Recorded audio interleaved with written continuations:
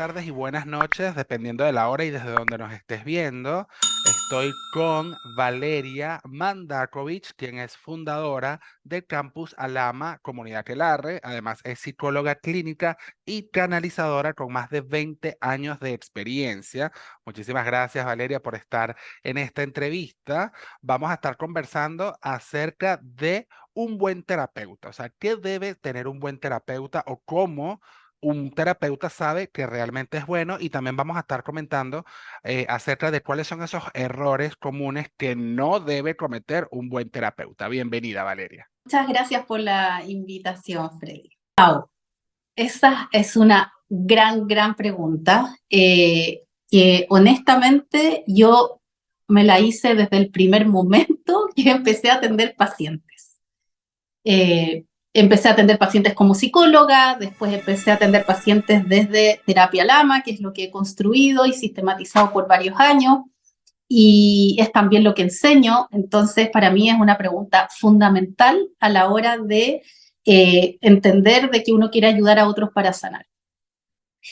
Bueno, primero, un buen terapeuta para mí es una persona que no es un simple aplicador de técnicas. ¿Qué quiere decir esto? Cuando una persona te viene a visitar, cuando una persona realmente está buscando ayuda y te la pide, tú no eres un mecánico, un terapeuta no es un mecánico. Tampoco es, vamos a probar una receta como un buen chef, ¿no? Esto me ha resultado antes, entonces esto te va a resultar a ti. Yo siento que el terapeuta y lo que hace la terapia es mucho más parecido al arte que a algo mecánico, pero al arte intuitivo. ¿Por qué? Porque un buen terapeuta necesita ver a la persona que está frente a ti. Es una persona que necesita comprender cuál es la historia del otro, cuáles son sus características personales, cuál es su motivo de consulta. Y sobre eso, además, necesita comprender que no necesariamente el motivo de consulta va a ser lo que realmente se va a trabajar en terapia. Lo que realmente se va a trabajar es qué está originando ese motivo de consulta. Una persona puede venir con crisis de pánico, puede venir con un dolor de espalda o con otra sintomatología, pero ese no es, o sea, si bien eso es un síntoma que le está causando mucho malestar y por eso está consultando, el origen de eso es lo que un buen terapeuta tiene que averiguar. Eso en primer lugar. Y en segundo lugar, necesita aplicar las mejores técnicas y herramientas para esa persona, de acuerdo a su historia, de acuerdo a sus características y también de acuerdo a su nivel de conciencia. Cuando hablo de nivel de conciencia me refiero a qué tan, eh, qué tan consciente, es un poco reiterativo eso, pero en el fondo hablo de si la persona realmente siente, se siente poderosa, realmente siente que puede crear su realidad, o es una persona que se siente más víctima de la circunstancia. Hay distintos niveles de conciencia, no es uno y otro, es como hay varios que también todo eso lo abordo en mis formaciones de terapeuta, pero básicamente lo que me interesa como terapeuta, y un buen terapeuta siento que debiera hacer eso, es aplicar las mejores técnicas para esa persona de acuerdo al motivo de consulta, de acuerdo al origen, a lo que realmente está originando ese motivo de consulta. Siento que eso es clave, clave. Y hay, si me lo permites, siento que hay otro factor. Eh, yo creo que un factor muy relevante y que honestamente no he visto que se enseñe o casi no se enseña en otras formaciones de terapeutas de distinto tipo. Estamos hablando desde las terapias complementarias, desde las terapias psíquicas, espirituales, desde incluso a veces algunas corrientes o terapias psicológicas o algunas formaciones de distintas instituciones. He visto que una de las cosas que no está ocurriendo es enseñarle a los terapeutas habilidades terapéuticas. Y con habilidades me refiero a qué es lo correcto que yo como terapeuta puedo y debo decirle a un paciente. Cómo manejar los propios silencios.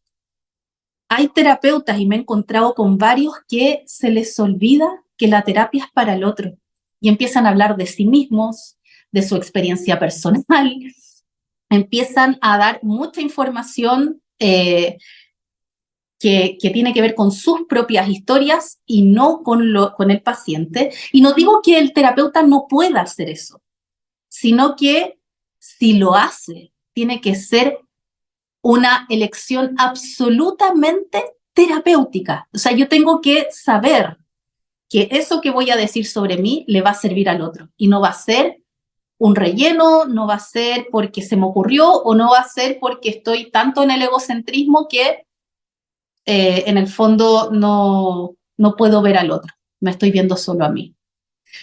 Habilidades terapéuticas es mucho más que eso en todo caso, pero ese es solo un ejemplo. Creo que ahí se caen muchos terapeutas y siento que para mí es una bandera de lucha. Esto de cómo yo puedo, en el fondo, qué es lo que digo, lo que hago, lo que no digo, lo que no hago, a qué hora atiendo a un paciente, cómo lo atiendo, en qué lugar lo atiendo, cómo me he visto incluso para atender a un paciente. Todas estas variables que uno diría, ay, pero no, es innecesario prestarle atención a tantas variables. Bueno, todas esas variables de verdad que pueden marcar un antes y un después con un paciente. Fíjate que estás De tocando un hecho, tema, fíjate que dime, estás tocando un tema súper importante, que son básicamente, pues, qué sucede hoy en día con los terapeutas o cuáles son los errores más comunes que probablemente, como bien lo comentabas, no tienen que caer en ellos. Ya has nombrado, pues, un par. No sé si nos vamos ahora por allí. ¿Qué otros errores comunes que te han reportado o que tú misma a lo mejor has visto y has sugerido no hacerlo? Que pues te has tocado, ¿no? En este camino. sí. Errores comunes. Por ejemplo, no tomar el rol de terapeuta y esperar que el paciente te diga o le diga al terapeuta qué es lo que tiene que hacer consigo mismo. Es como, ¿sabes qué? Tengo un problema, qué sé yo, en mi vesícula biliar, entonces lo que yo necesito es Reiki y voy al reikista. Y le dice al reikista, bueno, quiero que me aplicas reiki acá, porque acá me está doliendo, o acá, no sé, yo no sé dónde está la vesícula, mi problema de anatomía es mayor, pero me parece que está acá al lado derecho.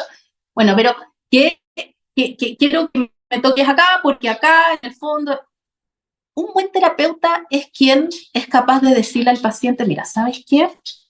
Yo te voy a ayudar con las mejores herramientas que tú necesites. Quizás no sea reiki, quizás sí, pero tengo todo este set de herramientas que te pueden servir. Yo primero necesito entender lo que te había mencionado antes. Necesito entender cuál es tu motivo de consulta, tu historia, tus características, tu nivel de conciencia, y de acuerdo a eso, a todo eso, y no solo porque a mí se me ocurre, yo pido mucha asistencia como terapeuta, un buen terapeuta debiera hacer eso, pido mucha asistencia a seres, a energías de alta vibración que hay de distintos tipos, pero en el fondo no soy solo yo con mi historia, yo pido asistencia para que me llegue lo que más necesita esta persona que está frente a mí.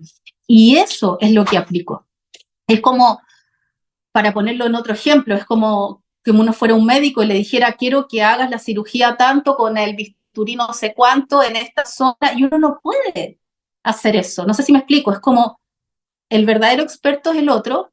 Esto no es un problema del paciente, yo siento que es más un tema de que el terapeuta no es un tomador de pedidos. El terapeuta es, eh, es una persona que debe estar al servicio del otro. Y Así eso es. cambia todo, es otro paradigma. Así es. O sea, básicamente lo que me estás diciendo es que pues el error más común, y es lo que no se debería hacer, es que el terapeuta pues toma un rol de sanador y realmente no es así. O sea, el terapeuta, entiendo que no es el que sana, sino el que guía y genera las condiciones. Sí, bueno, sí, hay mucha disputa y mucho conflicto con este tema de quién sana. Y, Y mi postura personal, de acuerdo a mi experiencia personal, profesional, canalizaciones y todo lo que he hecho en estos 20 años, yo te diría que el gran tema acá es que la persona es la que se sana. El terapeuta, ¿qué es lo que puede hacer? Puede proveer las herramientas, puede guiar a la persona que se sane, puede proveer de las condiciones para que esa persona sane, se transforme y libere cosas, pero lo que no puede hacer es hacer el trabajo por ella. Y acá de repente cuando digo este tipo de cosas, hay personas que me dicen, a ver, Valeria, ok, me parece hermoso, casi utópico, pero ¿qué pasa entonces con esas personas que van donde un sanador por un dolor de estómago, por ejemplo? El sanador aplica sus manos y se van sin dolor de estómago. Explícame cómo, ahí otra persona fue la que la sanó. Y ahí mi respuesta, Freddy, es el sanador. Lo que hizo fue eh, liberar el dolor, liberar un síntoma. Eso no es exactamente sanación. ¿Te acuerdas que te dije antes que la sanación, una cosa es el motivo de consulta, que es el síntoma, el dolor de estómago, pero otra cosa es qué está originando ese dolor de estómago. En lo que está originando el dolor de estómago, y esa es la verdadera sanación, solo puede hacerse cargo la persona que consulta. Claro, porque el origen puede ser emocional. Casi todo el tiempo es emocional y mental. Es como porque yo pienso algo, eso se transforma, hay una emoción consecuente y aparecen cosas. Pueden ser traumas, pueden ser heridas de infancia, pero lo importante es que si no me hago cargo de lo que origina el dolor de estómago, quizás ya no tenga más dolor de estómago, pero ese origen va a provocar un dolor de cabeza, va a provocar un accidente laboral, va a tener otras implicancias, voy a estar en relaciones de pareja tóxicas, no lo sé, va a tener otras implicancias. Entonces necesito hacerme cargo del fondo, no solo del síntoma. Todo esto sé que lo tienes como parte de la formación, de una formación de terapeutas Alama, ya como Campus Alama. Me gustaría que nos comentaras ya para ir cerrando de qué va esta formación y si los terapeutas que nos están viendo pues quieren formar parte, cómo lo pueden hacer. Bien, bueno, les cuento que esta sería la sexta generación de terapeutas Alama. Va a comenzar el 2024, tiene 2 años de duración. Y esta formación está dirigida tanto a ya terapeutas, o sea, personas que ya son terapeutas de otras disciplinas probablemente y quieran formarse como terapeutas de excelencia, profesionales, con todos estos conocimientos y no cometer los errores y tener un bagaje grande de técnicas y de conocer los niveles de conciencia y de aprender a canalizar para ver cómo ayudar al otro. En fin, todo eso está dirigido a terapeutas ya consolidados y también está dirigida a personas que quizás han estado mucho tiempo dándole vuelta a esto de que quiero ser terapeuta, pero no lo he hecho aún. Bueno, y quieren realmente hacer una carrera con esto, quieren realmente, sintieron el llamado, quieren ayudar a otras personas y también saben que para ayudar a otras personas necesitan primero ayudarse a sí mismos. Entonces sí, también está dirigido a ese tipo de personas. Es una formación de 2 años donde hay mucha autosanación. Las herramientas que se aprendan, primero las aplicamos acá, donde se aprende un modelo de expansión de la conciencia con distintos niveles y que, acuérdate que yo te decía que es necesario entender cuál es el nivel de conciencia de la persona que está frente a mí para ver cómo ayudarlo. También incluye atención de pacientes reales con supervisiones, eso ya es el segundo año, y básicamente es una formación que es presencial, va a ser en Santiago de Chile, y bueno, tenemos pocos cupos dado el contexto, ¿no? Es como Yo necesito supervisar personalmente a cada uno de los terapeutas que se vayan formando y por eso tenemos solo 18 cupos en total. Excelente, Valeria. Bueno, muchísimas gracias por este tiempo. Recuerden que ella es Valeria Mandakovic, fundadora de Campus Alama y Comunidad Aquelarre. Además, también es psicóloga clínica y canalizadora.